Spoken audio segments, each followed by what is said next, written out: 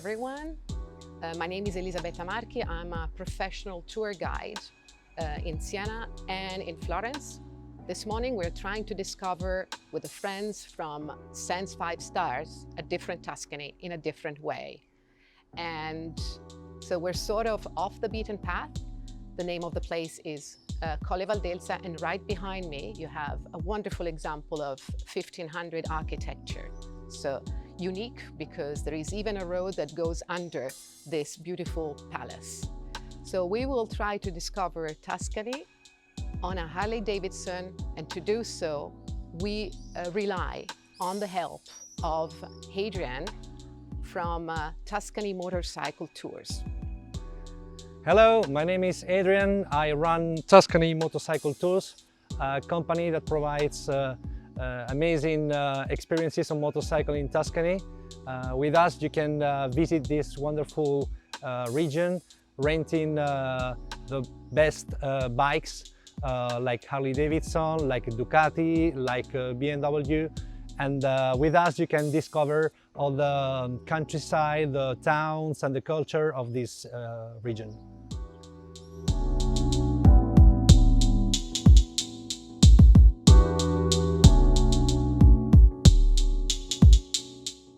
The oldest documented name of Colle Val is actually Castello di Piticiano, and this is where we are. There is a beautiful presence of medieval towers that are still kept in their authentic beauty, unlike other parts of Tuscany. And one of them was the birthplace of Arnolfo di Cambio, who was also the main architect when the construction of the Cathedral of Florence was begun at the very end of the 13th century.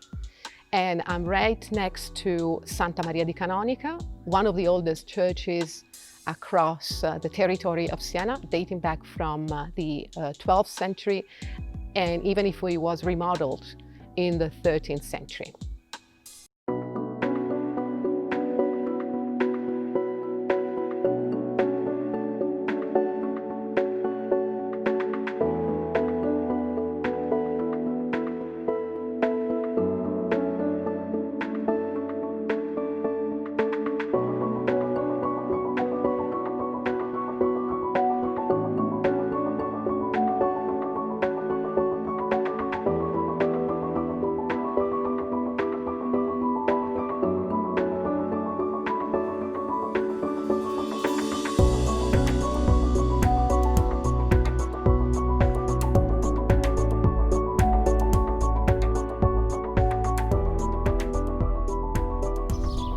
We have just arrived to San Galgano, one of the most impressive Gothic abbeys and buildings across Italy, dating back from the beginning of the 13th century.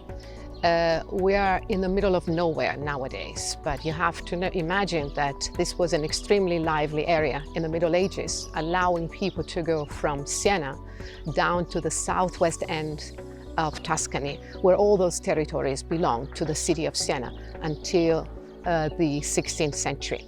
In reality, the story begins here with the rotunda that you can see up on a hilltop just behind me. It's something dating back to the very end of the 12th century. We don't know if he really lived or not, but it has a legendary life to be told. San Galgano, or AKA Galgano Guidotti, was born in this area. He was a knight, he was very arrogant, he had a disorderly life. And just 1 year before he passed away, he decided to live up on a hilltop in a hut, where later on the tomb was built, and it's still to be seen. About 40 years later, the construction of the Cistercian Abbey of San Galgano began. Today, it's more of a ruin, and you have to imagine that the facade we're able to see nowadays is in reality heavily restored at the end of the 19th century by a Siena architect whose name is Giuseppe Partini.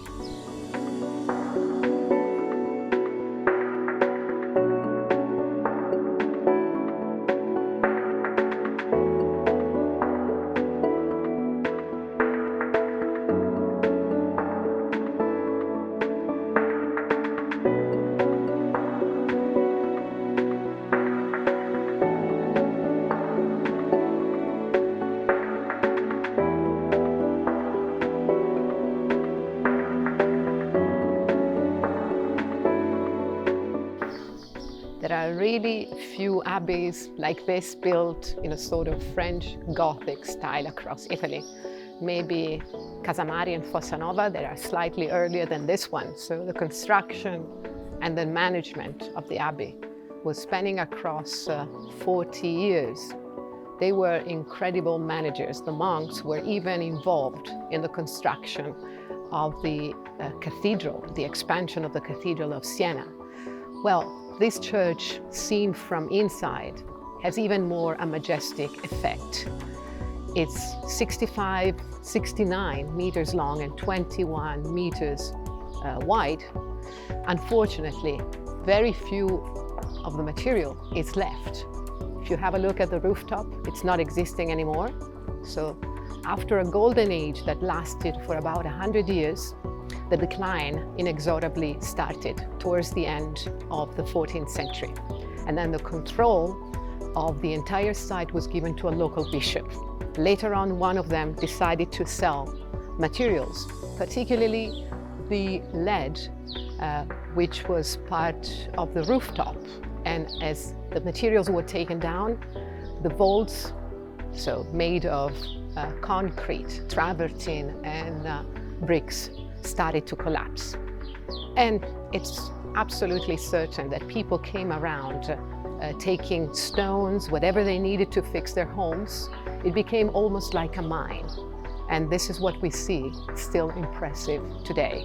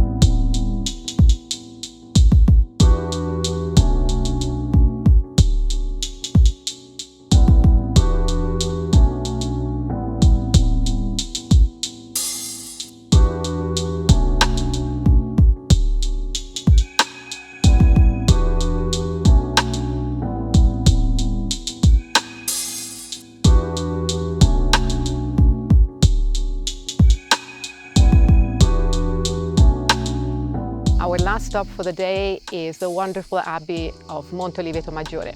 We're still in the area of Siena. This is one of the largest monasteries across Tuscany. And we are in front of the gated entrance, topped with a wonderful Della Robbia glazed ceramic. So it looks like a fortress, and it is really a wonderful jewel.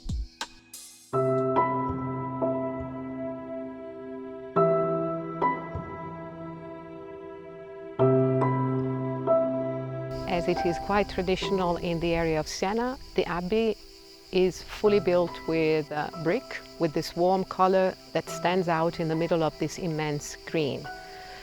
Just behind me is the main church, and it was built in the 15th century. But in reality, we need to go back to an earlier stage when a nobleman from Siena, whose name was Giovanni Tolomei, decided to abandon his previous life and start a brand new one as a hermit, in company of his two best friends, Ambrogio Piccolomini and Patrizio Patrizzi. So they decided later on to give life to a monastery, which is still quite impressive in its size, in terms of members as well.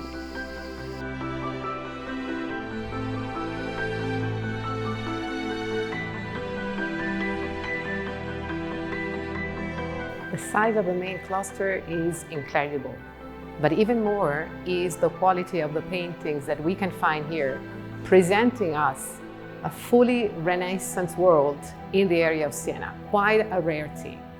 I'm very close. I'm just next to the self-portrait of one of the two painters that worked here.